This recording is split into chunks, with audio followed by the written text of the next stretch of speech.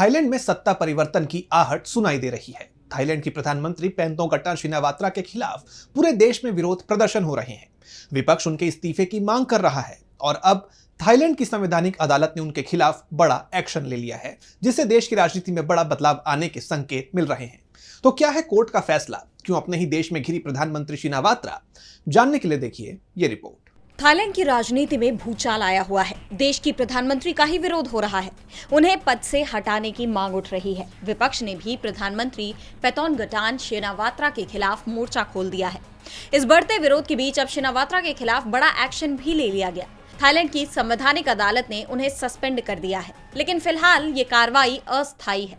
Court ने 7-2 के बहुमत से फैसला सुनाते हुए कहा कि शिनावात्रा का ये आचरण प्रधानमंत्री पद की नैतिक जिम्मेदारियों और संविधान के अनुरूप नहीं है। संवैधानिक अदालत बहुमत से फैसला लेते हुए 1 जुलाई से प्रधानमंत्री को उनके कार्यों से निलंबित करती है, जब तक कि अदालत इस मामले में अंतिम फैसला न सुना दे। कोर्ट ने पूरे मामले की जांच 15 दिन में पूरी करने के निर्देश दिए हैं। ये पूरा विवाद एक फोन कॉल को लेकर छिड़ा हुआ है। हाल ही में शिनावात्रा की कंबोडियाई नेता और पूर्व प्रधानमंत्री हुन सेन से फोन पर बातचीत लीक हो गई थी, जिसमें उन्होंने हुन सेन को अंकल कहकर संबोधित किया था।